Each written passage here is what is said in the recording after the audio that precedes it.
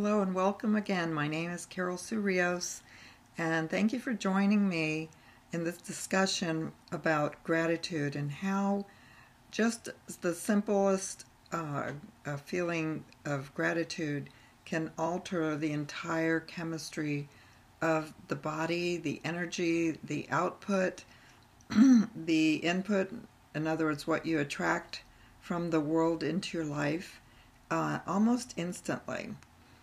At least that's my own experience with it. And I had heard about, doing this kind of gratitude thing. I think I heard of, and this gentleman was saying something about, just try it on various things. So recently I did that, and I think it was, I was having a kind of a negative thought about my husband, which is not too uncommon.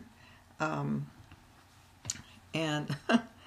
not that I don't think he's the greatest guy in the world, but sometimes our thoughts, just like everything else in this world, is subject to gravity, where they're pulled down. And if we're not aware of it, if the ego gets control of you in the thinking process, those thoughts are going to sink faster than you can even be aware of it. And the next thing you know, you're in fear, or you're in anger, or you're in grief, or you are in resentment, frustration. You're pulling things out of the past to be angry about. So when I found myself in that mode, I thought, okay, here's an opportunity, to use this gratitude experiment. And so I started thinking about things to be grateful for. Instead, actually, what I decided to do at that point, instead of just finding things to be grateful for, I thought about what it was I was complaining about in my mind, or what the mind was gravitating toward in that complaining mode. And I simply said, what is the opposite of that thought?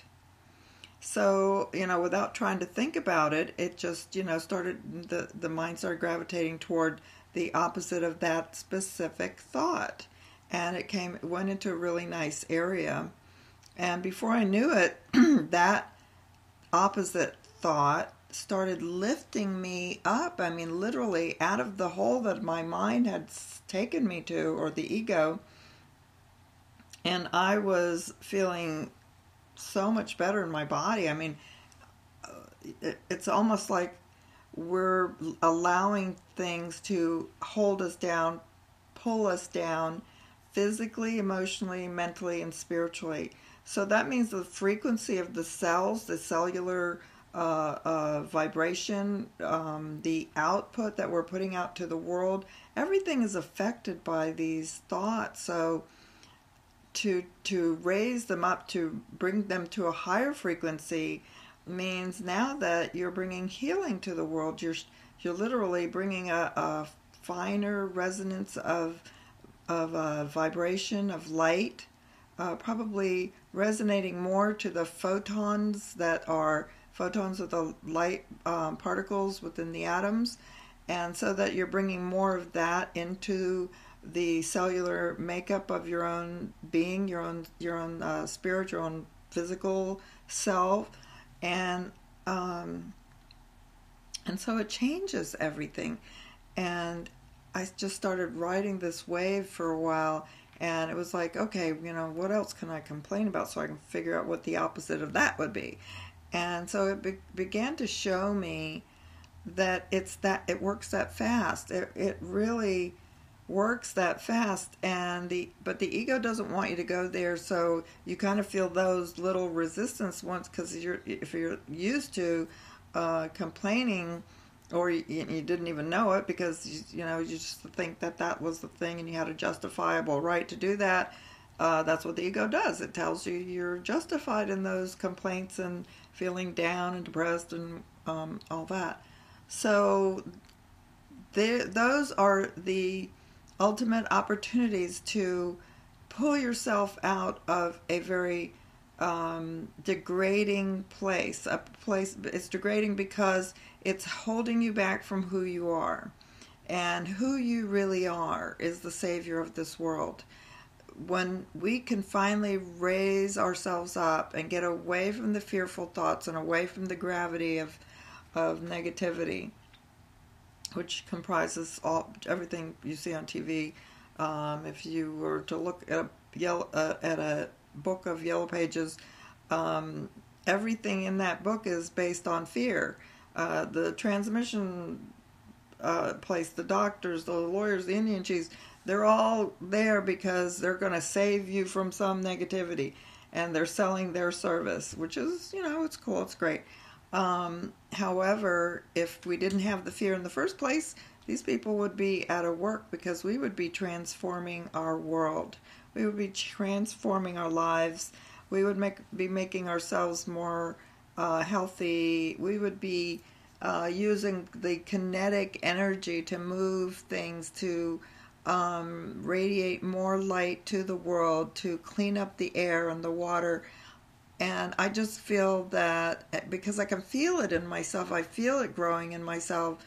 I also feel that there is the other side that is trying to keep you from knowing about that, because that other side is where the ego lies.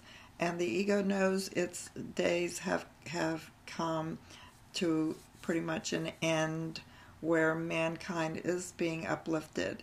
So we need to take the opportunities to exercise this new muscle, because we haven't been using it a whole lot. There have been people in the past that I've heard of. For instance, Padre Pio. He was one of the people in history that was able to do many things with his true self awareness and power. One being by location, healing the sick, and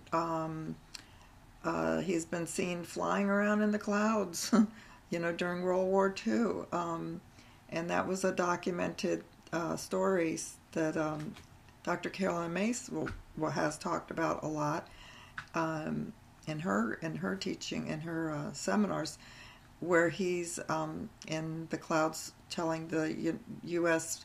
bomber flights not to come and bomb this area of Italy, because the Germans had fled and all they would be doing is bombing the little town. So they turned around, they dropped their bombs somewhere in an empty field, and someone reported back that they had seen a monk in the clouds. Anyway, it was Padre Pio, and that's just one of the little stories. So I know that sounds a little bit out there, and it does sound out there, but it's a true story.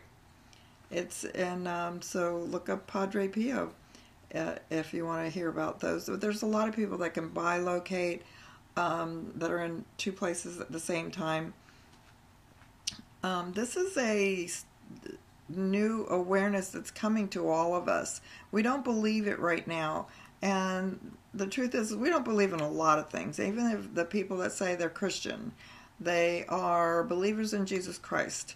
And I tell them, well, do you believe that you can heal the sick and raise the dead and say to the mountain, move, and it will move? And they don't believe that. And I said, well, that's what Jesus said you could do. He said you could do that and greater with a little tiny itty bitty amount of faith, smaller than a grain of mustard seed.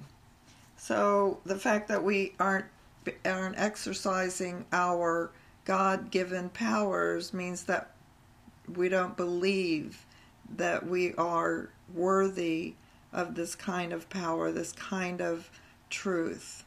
And so that's what we have to work on. We need to work on the fact that we are now awakening to this beauty, to this power, to this peace, to this reverent new awareness of our true selves. And it's about time that we get that straight, because it's going to carry us and it's going to save us. It's a loving, embracing energy that is permeating every cell of your body, every particle of your mind and your spirit, and lifting you to a higher place where you truly belong. And you don't have to die to be there. You don't have to die to experience this. And I'm not saying you're going to walk on water tomorrow. You might. But I am saying that it's going to lift your spirits. It's going to make you a better person, a greater, a happier person. And help you to uplift your thoughts when they do start to fall and to gravitate and sink into sad, dark, scary places. Stop listening to the news, for one. That's a pretty. It's never, rarely positive. And there's a lot of things we can focus on. Focus on nature. Focus on how the animals are just in total, presence. They don't worry about tomorrow. They just are in this moment. So, the things around us, everything is teaching us about who we are. So, thank you for sharing. If you have any comments, please list them below, and please subscribe and thumbs up if you would. I appreciate you. I love you, and I wish you a wonderful, peaceful day. Thank you so much.